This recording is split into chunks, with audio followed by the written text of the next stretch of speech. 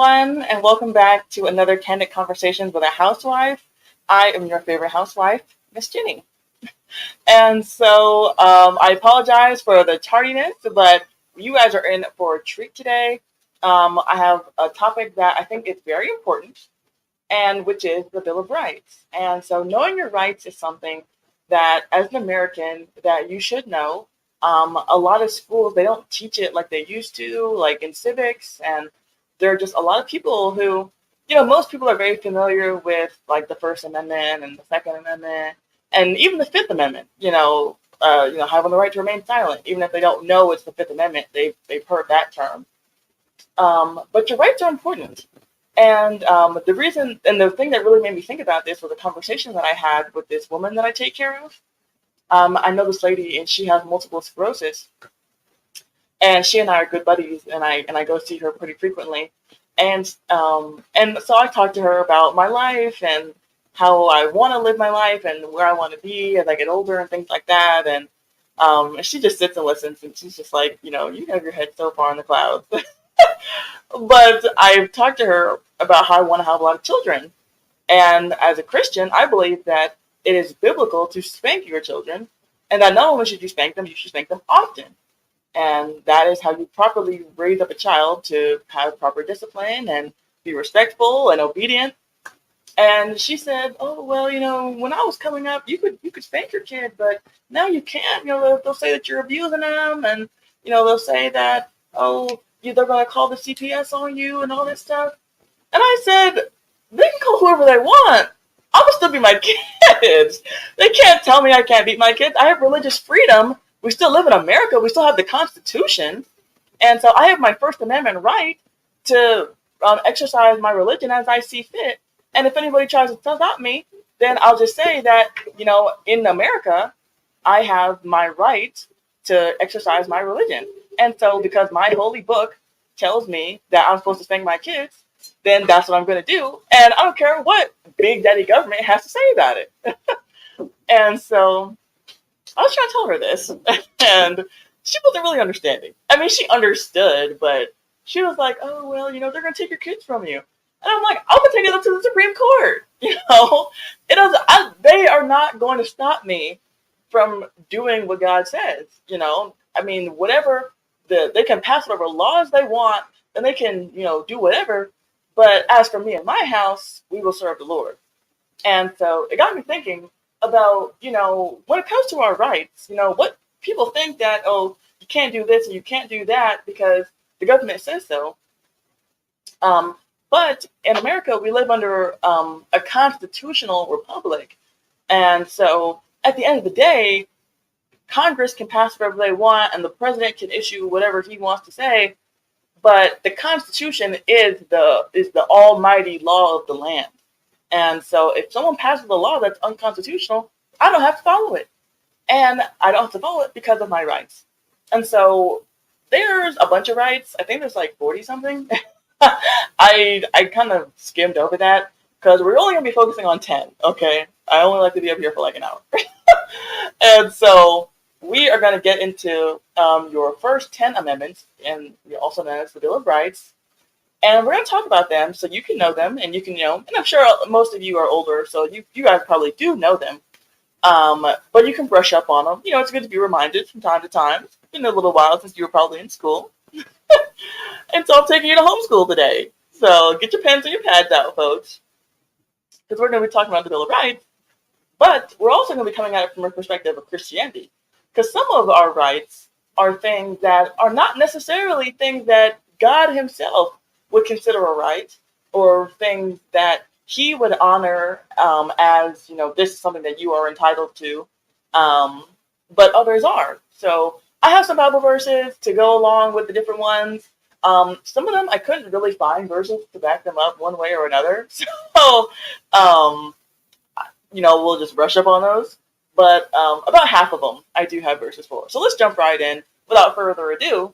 And the First Amendment, Amendment number 1, which says, "Congress shall make no law respecting an establishment of religion or prohibiting the free exercise thereof, or abridging the freedom of speech or of the press, or the right of the people to peaceably The right of the people peaceably to assemble and to petition the government for a redress of grievances. And I saw some things that were getting put up. Oh, Trey F says, raise a child up in the way you want them to go. Spare the rod, spoil the child. Yes, I just saw a sermon clip today where the pastor, he was saying, when I was younger, everybody knew what spare the rod, spoil the child meant, and nowadays people don't even know what you're talking about when you say that. And so, yeah, it's a shame. They don't know where that comes from, but it's biblical that you need to beat your kids. And so, going into the First Amendment, there's a couple of different pieces of it. So there is the fact that Congress shall not, like, we are not a country that is based on a religion. We have religious values at the country, but we are not a Christian nation in the sense of going to church is mandatory, owning a Bible, reading the Bible, certain times of prayer are established by the government. It's not like that. It's not a theocracy. So that is that's one thing that the First Amendment touches on. But on the other side of that coin is that we are also not a country that will prohibit you from worshiping your God. So, you can believe your God, but we're not going to make your God, the God of the government. But we're also not going to use the government to stamp down on what you believe and who you think God is. And then we get into the fact of it being the amendment talking about your freedom of speech, which people like a lot. And then also the freedom of the press, which, go hand in hand. And then it also goes into the fact that you have the right to peaceably assemble. Emphasis on peaceably, but that's for another discussion. And then you have the right to petition the government for redress of grievances. So in America, going hand in hand with your freedom of speech, you have the right to criticize the government. And even in America, there are things to criticize, even though we are definitively and objectively the best country in the world. And all God's people said amen. And so why is this important? And so obviously it's important that we have the freedom to speak and to conjoin with one another. But when it comes to the Bible, is it necessarily biblical to be able to believe and have access to and worship any God that you want? And to that, it is actually no. And so Exodus chapter 20, verse 3, and Deuteronomy chapter 5, verse 7 say, thou shalt have no other gods before me. And so that is God saying that, in the Old Testament and like the book of Exodus, when the children of Israel are brought out of Egypt and they're in the wilderness for, those 40 years, God institutes a government where, Moses is at the helm, and God, he is the one who's like leading their government. And so in their government, which is, the right kind of government, it's not just anything goes when it comes to religion. It's you have to worship this God or you get kicked out. So it's not that, you can be a Muslim and you can be a Hindu and you can be, Catholic, and we can all just live in one country and be cohesive, and that, it's all good. Just believe and pray to whoever you want. That is not biblical. That is an American thing. And, a lot of people like that. People think that that's good. But I would say that it breeds disunity. And in a country, you want to have homogeny. This is why countries like Japan and China and, like African countries, this is why they have much stronger unity with each other. And I know, they have civil wars and they fight amongst themselves, but it's a lot better to fight amongst yourselves than to have invaders and other people coming in and fighting you as well, because you're always going to have squabbling amongst yourselves. But it's better to just have that kind of fighting than fighting outsiders and aliens too, which is what America has right now, to say the least, is that we are fighting ourselves, we're fighting other Americans, and then we're being invaded from the top and the bottom and every side. And so this is why our country is it's coming apart at the seams. And so you have that when you have all these different people from all these different backgrounds and cultures coming in. Oh, diversity is our strength. No, it's not. Homogeny is our strength. And so if we all had one religion, if we all stood by one religion, then we would get along much better and we would have much more patriotism and unity in our country.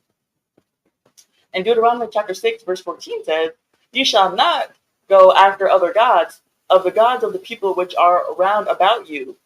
And so God is telling them that, I called you out to be a peculiar people, And you need to be set apart from these people. You don't need to just be mingling in and doing whatever the people around you are doing, um, because it's not right.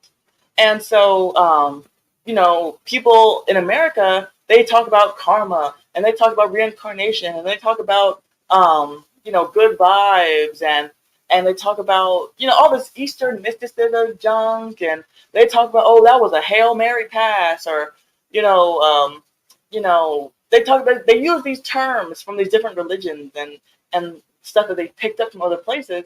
And it's like those other religions and those other cultures have infected in American culture, and what we were supposed to be. I mean, we were never supposed to be a Christian country. We were just supposed to be like a theistic country.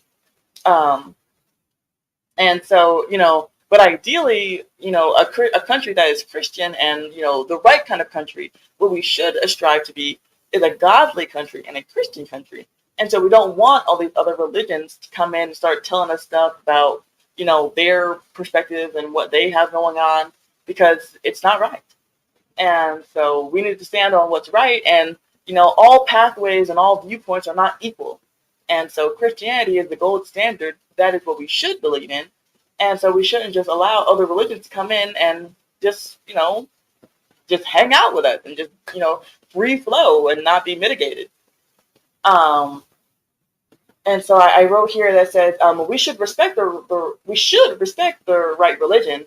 In God's government is not just anything goes with who you worship. The government should elevate Christianity and shun false religion. And so that would be the ideal when it comes to the First Amendment. And so Lost in Translation podcast says, don't covet other people's God. Yes. Yes. And in America, we have a lot of coveting of other people's gods. We have a lot of young people who, they reject Christianity and they're going after, like Buddhism and Hinduism and New Age and, spiritualism and Satanism and all this different crazy stuff that's just being allowed to be pumped into these people who don't know any better. Another reason why, you shouldn't allow your kid to be in group schooling and college is trash, but we'll talk about that another time as well. And then the next part that I want to address that has some Bible verses about it is that the part in the amendment where it says, or abridging the freedom of speech or of press. And so a lot of people, they love the fact that we have freedom of speech and that, it's pretty much anything goes when it comes to what you want to say in America, or at least it should be. This right is being infringed upon, but not in the way that it should be.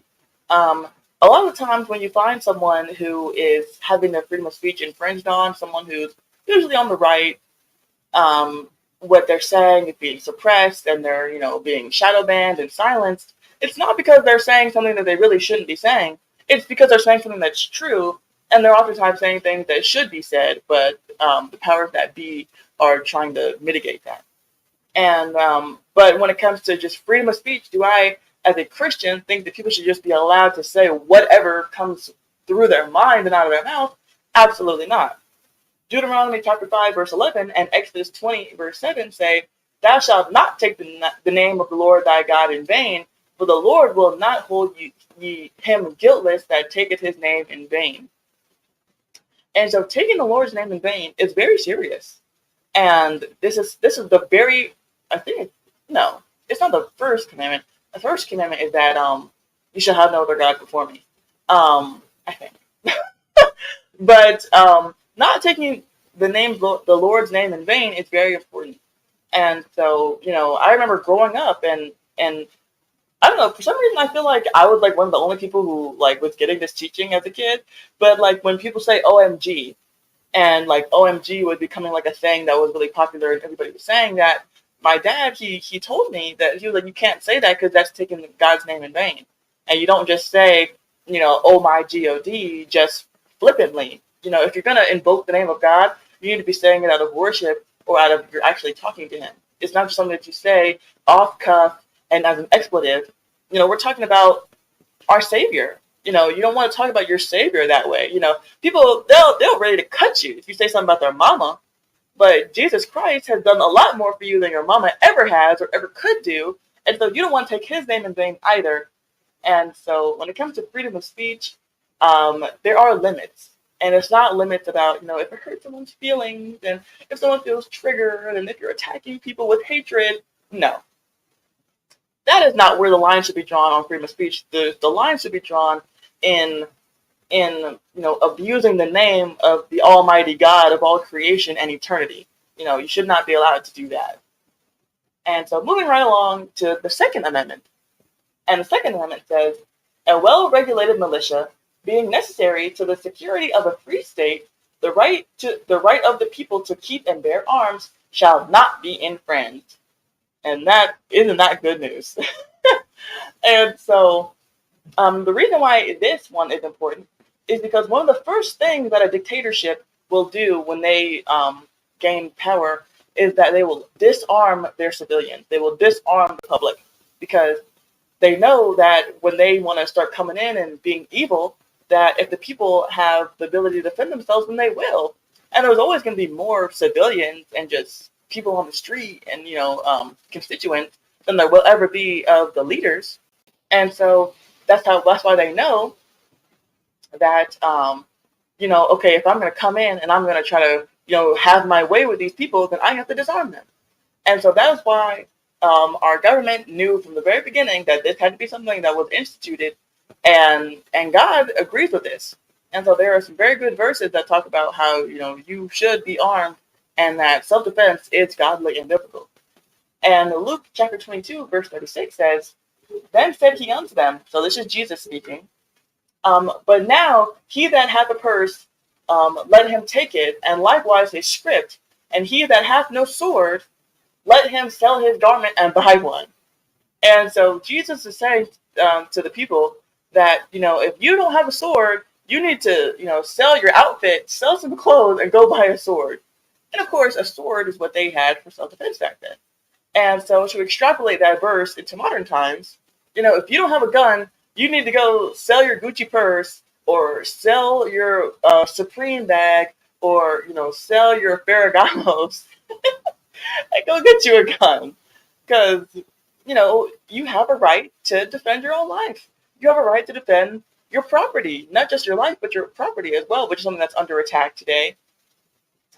People saying that, someone who's breaking into your place or someone who's destroying property, a life is not more valuable than your possession. Hello, your life is your possessions. Your life is your livelihood if you have a business.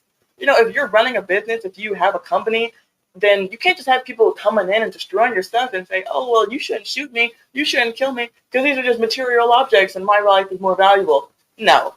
If you come in and you want to start tearing up my stuff and you want to start disrupting how I feed my family or how I feed myself or how I pay my bills, how I stay out of jail from not paying taxes or whatever, then you are now throwing your life in jeopardy. And don't say that your life matters if you're going to do stuff to essentially, threaten it.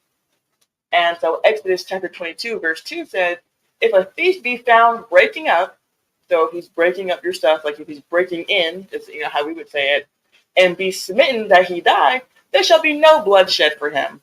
And this is at night. That's also the context too. If a guy is breaking into your house in the daytime, then, killing him is not really justified. But if a guy is breaking into your house at night, and you shoot him and you kill him, hey, so sorry, hate to hear it, send his mama some flowers or something. But he should not have been doing that, and you have a right to defend yourself. And the Bible is clear on this. And so we as Christians, this is good. The Second Amendment is good. And it's important that we are people who take self-defense seriously, because it's not even just about defending yourself and defending your property, but defending the innocent. What if you see someone in the process of kidnapping a child? Or what if you see someone in the process of about to molest someone? You can pull your gun out and tell them to stop, and if they don't, then you can shoot them and you can defend the innocent. That's another thing that the government is supposed to do, is defend the innocent and protect those who cannot protect themselves, but they oftentimes do not. And so you as a civilian, you as someone who, are a free citizen, you have the right to do that when the government falls short.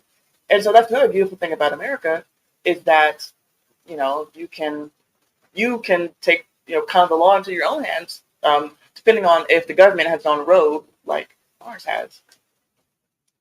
Um, Amendment number 3. Now, this is one of the ones that didn't exactly find a verse to necessarily go hand in hand with it, but it's still important to know. And from what I can see, it's perfectly justifiable, even if I don't necessarily have a verse to go with it. Lost in Translation podcast says, it is what it is. Yeah, I mean, you want to come and break into somebody's house and, they shoot you and, oh, why'd you shoot me? I only took your TV. Oh, I only took your safe or, whatever. It's like, it's not yours. At the end of the day, you have no right to it. You don't deserve, to just, you're not entitled to just come in and do what you want with other people's stuff. Black Lexicon says, why are you rushing? I'm not rushing. I guess I just kind of talk fast. But yeah, so that's just how I talk, I guess. It's funny that you say that, because I remember, like, when I would do, like, presentations in class, my teachers, they would ask me that. They'd be like, just slow down. It's like, I'm just trying to get the information. But amendment number 3, it says, no soldier shall, in time of peace, be quartered in any house without the consent of the owner, nor in time of war, but in a manner to be prescribed by law. And so my understanding of this amendment was that, like over in England, that soldiers could just kind of come in and make themselves at home in your house, which just sounds crazy to me. That, let's say you have some, like I live in coastal Virginia, like I said before, and so I live near one of the largest naval bases in the world, I think is what it is. If it's not the biggest, then it's one of the biggest. And so I just find it so hilarious, the idea of these naval men just coming into my house and being like, hey, I'm spending the night, which room's mine, which bed's mine. And it was just like, what in the world? But I guess that was a problem that they had to deal with back then. And so they felt they need to write this law in. And the Bible talks about, personal property and having a right to your own stuff and setting boundaries and borders between your stuff and other people's stuff. And so nothing in particular like about this, but when it comes to like having sovereignty over your own property and, being able to, keep your own stuff and not just have it be infringed upon and encroached upon by other people, seems to be a very godly principle from my understanding.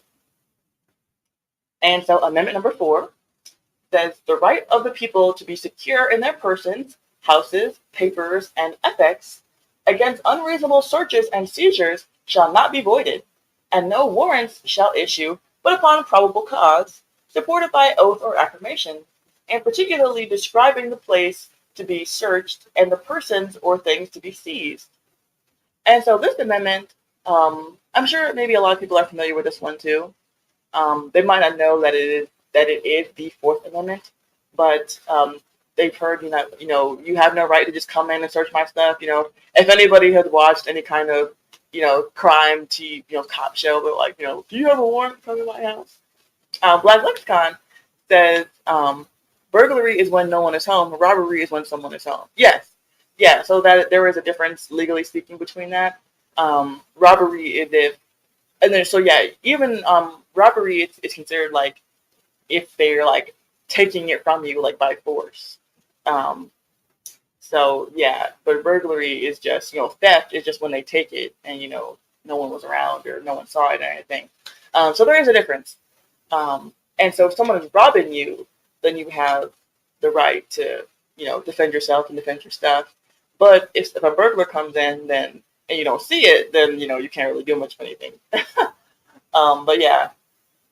And so, yeah, I'm sure we've all heard on like, Law and Order or something, the police try to go into their house or if they try to go into their trunk and, the guy who's obviously guilty, he's like, oh, do you have a warrant? You can't just go on my stuff. You can't just search my stuff. And so, yeah, this is important. And this goes, right hand in hand with what I was saying earlier about not necessarily having a particular verse that goes with it, but the concept of having your things and, having sovereignty over your belongings. And so, at the end of the day, I am pro-police. I don't want to defund the police. I don't want to get rid of the police. The police are here to help for the most part, you know. But that being said, I understand that police are human and police can be faulty and they can be motivated by bad faith and they can do things wrong and not have the right intentions all the time and they can be bad. Police can be bad. I understand that. I acknowledge that. And so this is good because, you could have the police just want to come and search your stuff because, maybe you just won the lottery. And so they're trying to, look through your stuff and see how much money you have. Or, maybe they don't like you because of how you look, back when, racism against black people was an actual problem. They could just come into your house and look around and, break up your stuff and, say, oh, I'm looking for something and then just leave. And it's just like, why would you do that? So, yeah, this I would say is a biblical principle. It aligns doctrinally, with the Bible about how people have a right to their own stuff, and so it also makes sense. And I think that because the Bible, a lot of people think that most people are good. People usually have good intentions. You should just kind of take people at their word for the most part, and unless they show you otherwise that they are untrustworthy. I don't know. I do not agree with that.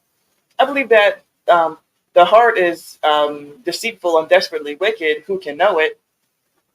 And so, yeah, we expect the police to do their job and to protect and serve, but they can go haywire, they can go rogue, and they should not have the right to just be able to freely go through your stuff and go through your bags or go through your car or your house or whatever. And so I believe that this is a good and solid amendment.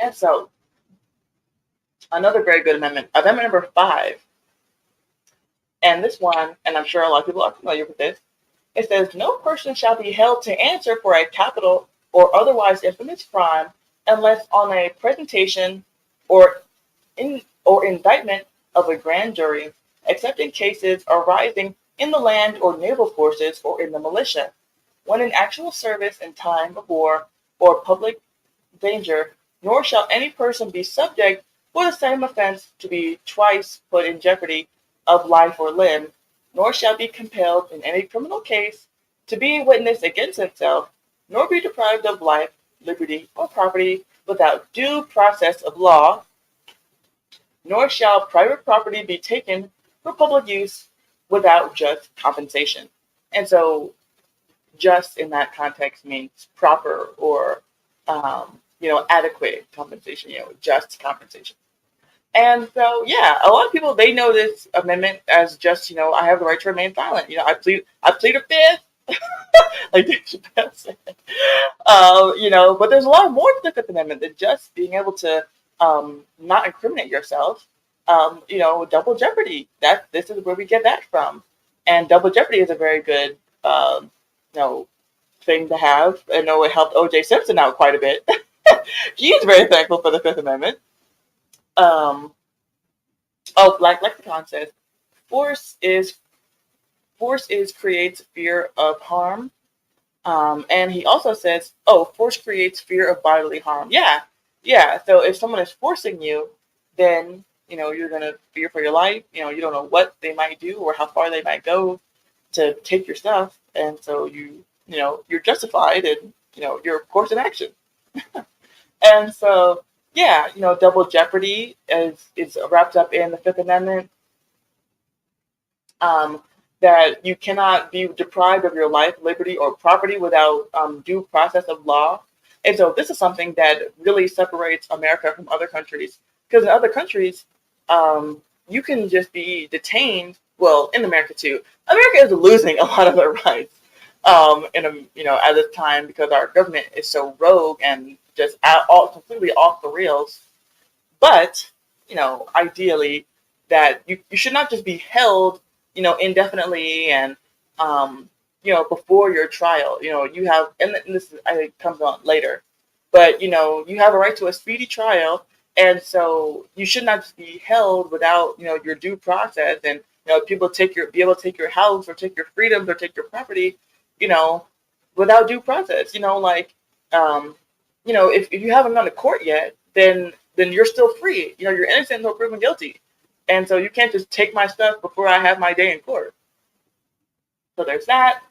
And then at the end it says, nor shall private property be taken for public use without just compensation. And this reminds me of a story that I heard maybe like a year or two ago about this lady who had this like seaside house. And I think it was like pink. It's like, that was one of the eye-catching things about the story, that this lady had a pink house by the seashore. And the government wanted it to turn it into like a hotel or something. And she was like, no, this is mine. I don't want to give it to you. And the local government just basically was like, we're going to take it anyway. And they took it and they turned her and they destroyed her house. And, it's despicable. The fact that we as, Americans, and we were supposed to have rights as Americans, that are these people, and this was a local government too. Like, this wasn't even the federal government, because we all know how crazy they can be. Came in and just took someone's house. It's completely unjustifiable. And in the video I watched, I don't know if she said she was taking it to the Supreme Court or not. I hope she did. Her house was already destroyed, so there's only so much that she could do or compensation that could be given to her. But, we have to fight. When things like this happen, we can't just sit down and take it and say, oh, well, it's a brave new world, and, oh, it's a new world order, and they're just going to do what they want, and they're just going to take our stuff, and we just have to roll over on our bellies and just, accept whatever the government wants to do. No, we have rights, and going back to the Second Amendment, we can defend ourselves and defend our rights, against tyranny, which is what is coming and what's pretty much already at our door. But in regards to the aspect of not having to testify against yourself, this is also biblical. And I thought this was very interesting when I was reading up on this, and how Jesus, when he was presented before Pontius Pilate, he did not say anything to incriminate himself, and he was abused for it. And so Matthew chapter 27, verses 12 and 14 say, and when he was accused of the chief priests and elders, he answered nothing. And then Pilate said unto him, hearest thou not how many things they witness against thee? And he answered him to never a word, insomuch that the governor marveled greatly.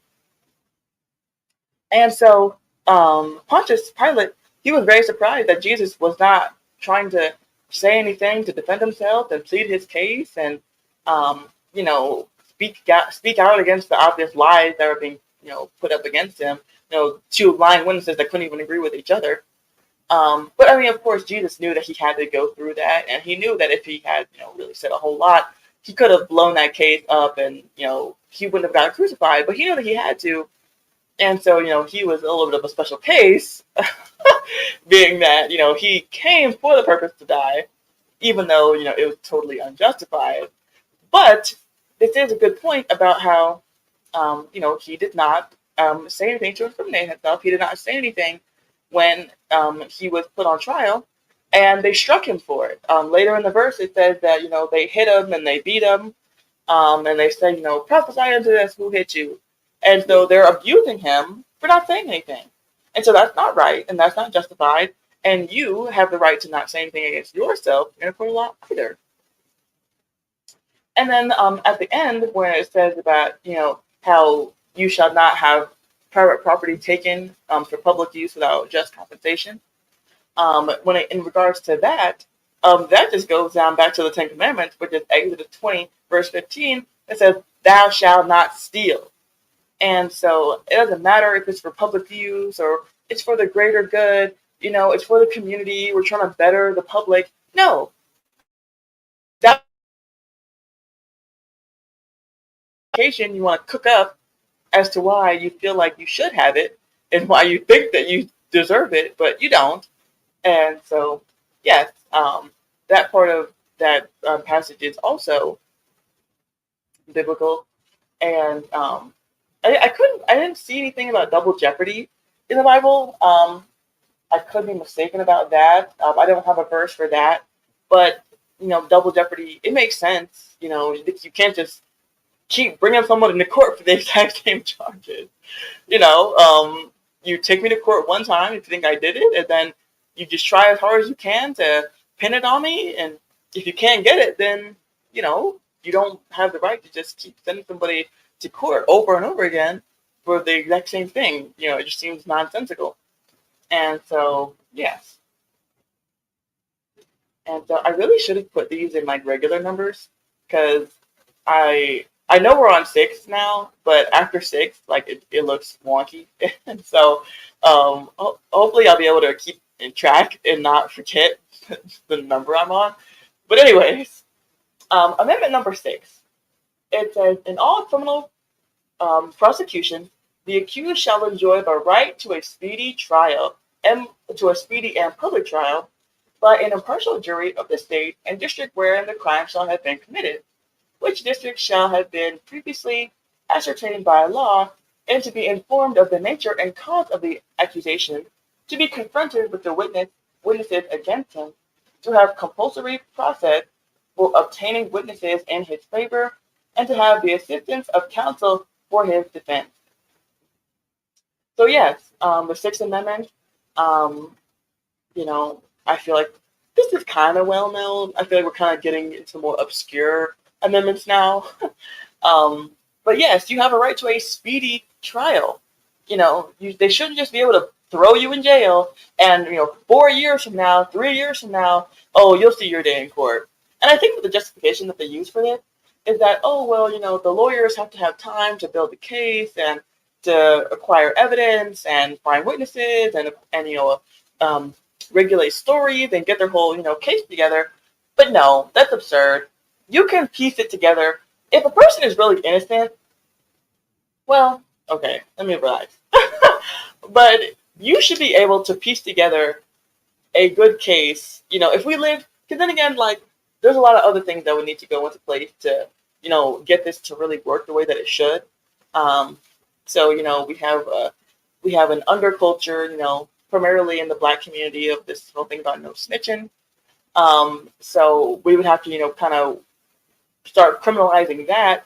And it's like, if you were found that, you have evidence or stuff and you are withholding evidence and holding up due process and holding up court proceedings, then, we're going to throw the book at you.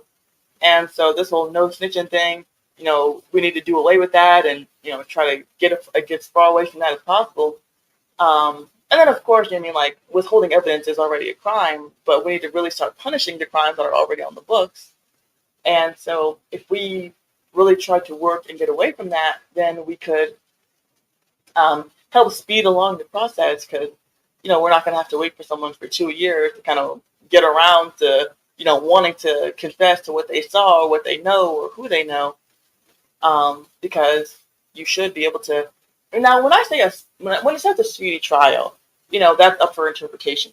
And so I guess someone could also try to make the argument that, oh, well, if someone's on the hook for a life sentence, what's 4 years to go to trial? Because in 4 years they could be out if they're found not guilty, and then they have the rest of their life. But I think that is a cop-out. And I would say, if I was the leader, if I was the president, that, like a year at the most would be your right to a speedy trial. Because sometimes it does take time to build evidence and build a case and collect witnesses and, what have you. But I feel like right now we have a certain precedent that's been set of kind of being relaxed and just, hey, it's whatever. We'll get around to it when we get around to it. And, what's the rush? And so there should be a rush. People have a right to not just sit in jail, awaiting bail or awaiting their trial or just have this hanging over their head for an exuberant amount of time. It shouldn't be that way. And so the verses that I have about that are the verses. Now, when it comes to the four Gospels, they all talk about the trial of Christ and how he is put in front of Pontius and all this stuff. They all have their accounts from different perspectives of that event. And so what I found to be very interesting is that when they all talk about it, they all talk about how quickly it happened, but they all say different terminology. And so I'm going to just go through the different four Gospels. And so, like Lexicon, once again, he says, the right to protect and educate owns property, to vote, due course, appeal, and remedy of the law, and to conduct free enterprise endeavors. These are some of our basic taxable rights. Yes. Um, and so, yeah, and it's funny how you talk about, to vote is a, taxable right. When we vote, we're voting for people who are going to represent us. And these are the people who, where our tax dollars are funding. And so it goes back to no taxation without representation. So why are billions of our dollars being shipped over to countries where we're not being represented? How are we funding wars and funding other countries and defending democracy all over the world? We're not being represented by those people, so therefore we should not be taxed to fund anything going over there. So there's that. So thank you for your comment. It's a very good point. But yes, so these different verses about having the right to a speedy trial. Matthew 27, verse 1, it says, "When the morning was come, all the chief priests and elders of the people took counsel against Jesus to put him to death." And so, from the time of, Jesus going to the Garden of Gethsemane with his disciples and they're falling asleep and he's going off to pray, and then they come and get him, Judas is with him after he sold him for 30 pieces of silver, and they haul him off, this is all happening, the next day, and I wouldn't say that necessarily, your trial has to be the day after you get arrested. That might, be an issue, with evidence and what have you. But, they're not waiting around. They're getting the ball rolling on this trial. And so, you have a right to a speedy trial as well. If you have all the evidence that you feel like you need, then why not have the trial the next day? Why not have it the next week, the next month? Don't just have it lingering and waiting out for no reason. Because you can turn down your right to counsel. So you could be like, hey, I have all the evidence, I have the proof, I can go ahead and squash this now. Then hey, you should be able to do that. Mark chapter 15, verse 1 says, "And straightway in the morning the chief priests held consultation with the elders and scribes and the whole council, and bound Jesus and carried him away and delivered him to Pilate." So Matthew says, when the morning was come. Mark says, and straightway in the morning. And straightway, is a synonym for right away. Luke 22, verse 66 says, "And as soon as it was day, the elders of the people and the chief priests and the scribes came together and led him to their council, saying," and then it goes on to the next verse. But it says, as soon as it was day, that Jesus is being called into court. And John chapter 18, verse 28 says, "Then led they Jesus from Caiaphas unto the hall of judgment, and it was early. And they themselves went not into the judgment hall, lest they should be defiled, but that they might eat the Passover." And so in all four accounts of Jesus going to trial, it has different ways of saying how quickly it happened. When the morning was come, straightway in the morning, as soon as it was day, and it was early. And so, yes, the Bible teaches that you have a right to a speedy trial. I thought this one was the most interesting, that fact that it was backed by the Bible. Because when I think of, the fact that I have that right, I didn't necessarily think about, the Bible. But yes, you would not believe how much the Bible really does have to say about. And so now we're on amendment number 7, which says, "In suits at a common law where the value of controversy shall exceed $20, the right of trial by jury shall be preserved, and no fact tried by a jury shall be otherwise re-examined in any court of the United States than according to the rules of the common law." And so this one, it sounded like it was kind of reiterating what it was saying in the other one about number 5, about no double jeopardy, because it says that and no fact tried by a jury shall be otherwise re-examined in a court of the United States. So that kind of seemed like it was pretty much the same in that regard. But at the beginning, when it says, "In suits of common law where the value and controversy shall exceed $20, the right of trial by jury shall be preserved." So, this is where we get small claims court. if you have something as little as $20, um, that you have a right to a trial and to, get back what you owe. Um, Now, when it comes to the Bible, when it comes to stealing and getting back what you owe, it's not a matter of like just going to court and doing it. It's a matter of them actually giving back fourfold what they took, or them working for you for an X amount of time if they cannot physically pay back what they took. Um, but yeah, and so that you have a right to go to trial for an amount as little as $20. And once again, it kind of reinstates the fact that you have a right to not be hauled back into court for the same thing that you've already talked about in court. And Black David, you can drop the link if anybody wants to come up, because I only have, yeah, oh wait,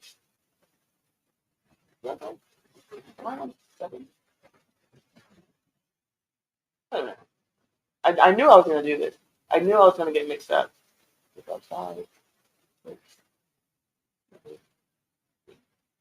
Hold on. Do I not have 10? Do I not have 10 here? What's happening? Okay. So that's 5, 7, 8, 9. I have 9. Why do I have 9? Okay, I'm missing one. So yeah. I don't know how that happened. I literally just copy and pasted it. But anyways, so we're on 7. And oh wait, no, we're on 8. I think I'm missing 9. I don't know which one I'm missing. But I think we're on number 8.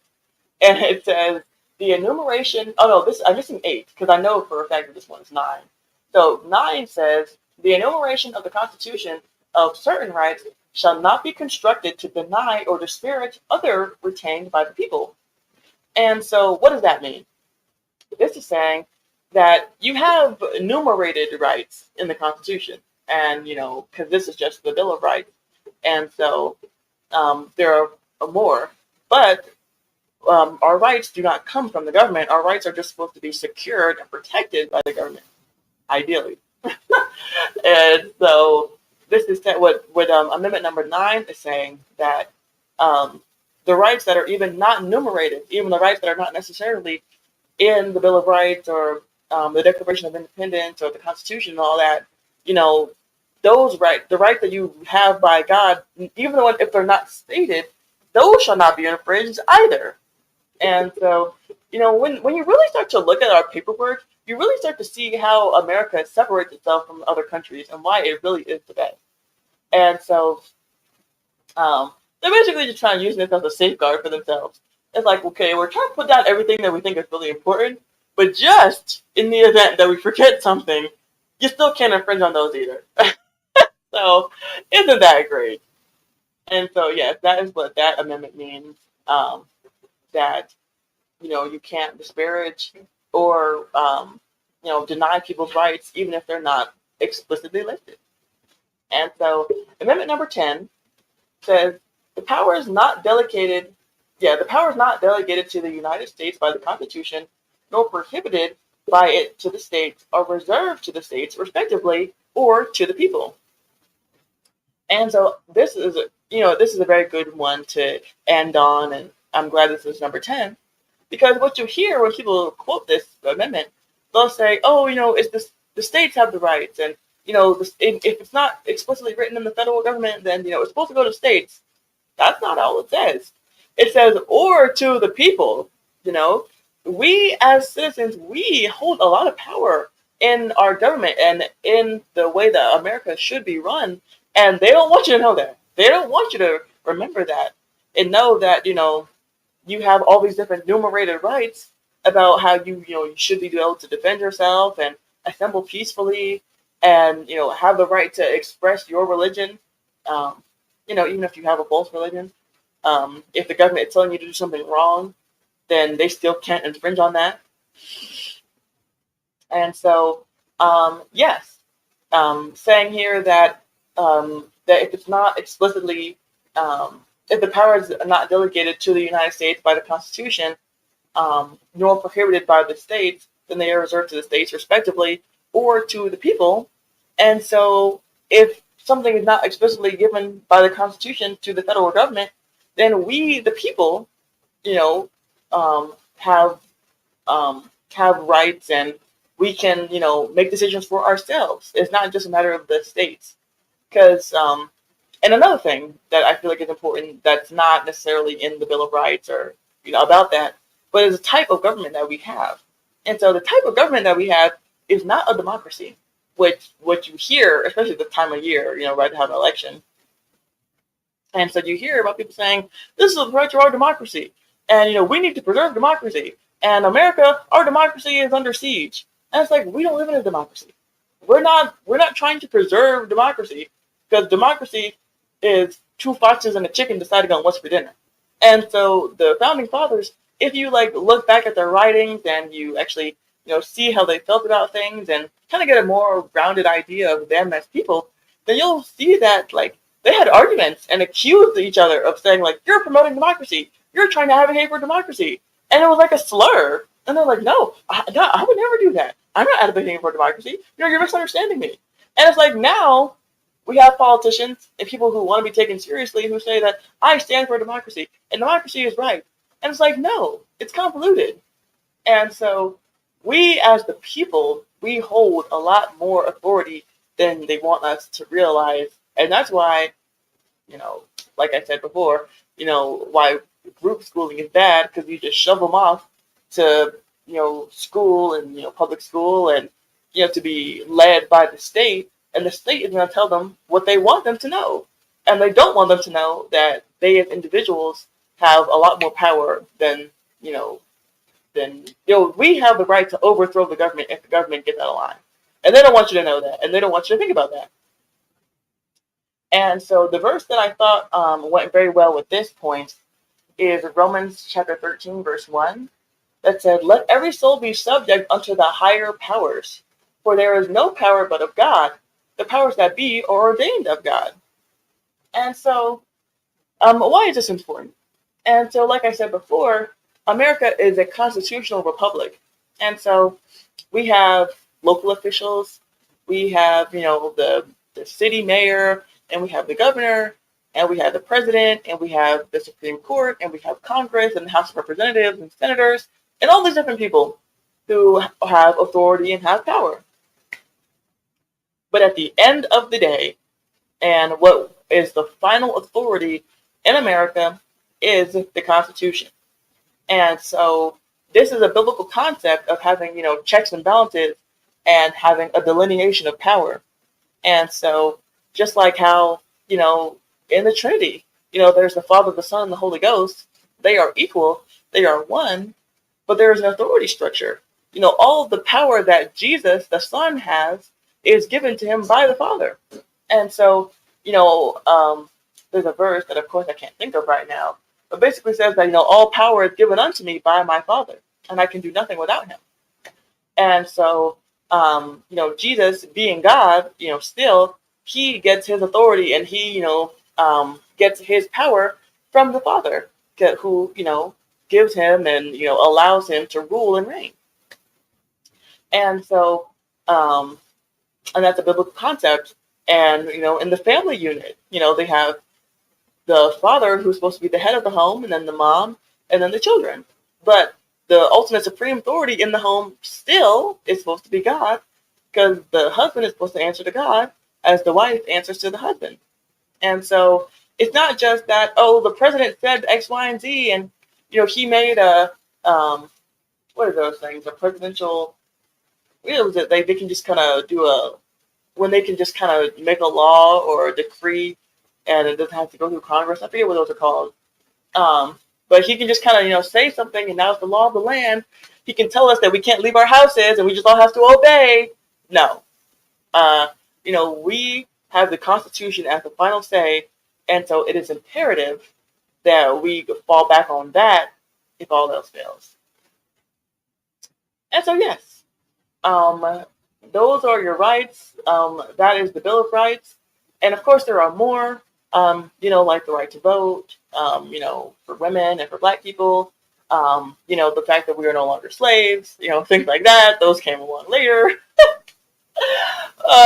But yeah, so these are just kind of like the general baseline things that, well, I can't even say most people know because there's a very sizable trunk and growing of people who don't know, about their First Amendment right and don't really understand why we have the Second Amendment and, couldn't name the Seventh Amendment, if you ask them if their life depended on it.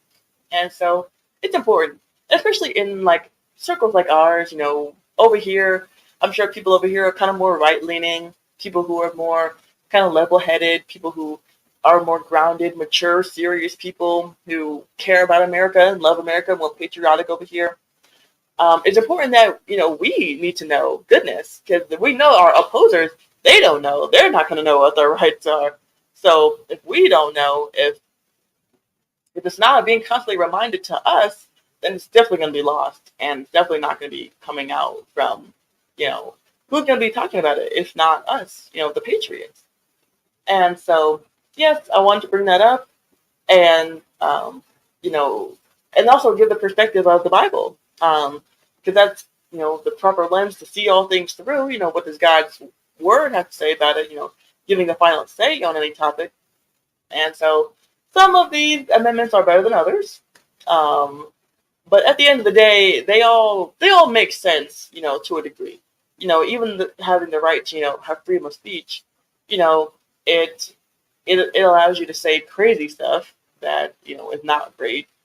But, it protects me from being able to say the Bible freely and being able to preach whatever God says. And, that's great. And, other countries, like Canada or, Sweden or Germany or Russia, North Korea and China, all these different countries where, you could just pick up the Bible and just start reading it and you'd be, hauled off to jail. And it's like, this isn't even my word. This isn't even my speech. This is the Bible. And it's like, too bad. Throw them in the gulag. Lost in Translation podcast says, this is why tradition is important. It is a constant, ongoing education and preservation of culture. Yes, very true. Sprinkle, sprinkle for you, Jared. Yes, yeah, tradition is very important. And this is why it's important that, you be your child's first teacher and that you can't rely on the government to teach them everything that they should know. And so there are a lot of things that they're not going to be taught intentionally. And so let it be known, let it not be said of the people on the right, at least, that we are not, standing by our rights and knowing what we are entitled to. And, if you get pulled over and, they flash the flashlight in your car and they're like, what you got in here? Open up the trunk, let me see your glove compartment. Then you can say very respectfully and very humbly and say, I have my Fourth Amendment right. It says that I don't have to be searched and seized, and I need to see a warrant before I open up anything for you. And yeah. And, it's not about trying to be a smart aleck or about being defiant or being difficult, but it's just about our fact of, like, it's not just, there's a reason for these things. There's a reason why they put that in place. It's for our own safety. It's for our own good. And so we need to know this and we need to be reminded of this. And so thank you all for watching. I always appreciate you guys tuning in and showing your support. Thank you for Lost in Translation and the Black Lexicon and Trey F for leaving comments. Be sure to leave a comment after the stream ends as well to let YouTube know that people are watching it still and are still enjoying it. Be sure to leave a like and be sure to tune in to all the episodes and all the streams that are going on over here at Black Men Unfiltered. And be sure to get to church tomorrow also. And it has been a pleasure. And I am Miss Jenny, and I look forward to talking to you guys next Saturday night at 9 o'clock with something else just as important and thought-provoking. And so you guys have a blessed night, and I'll see you next week.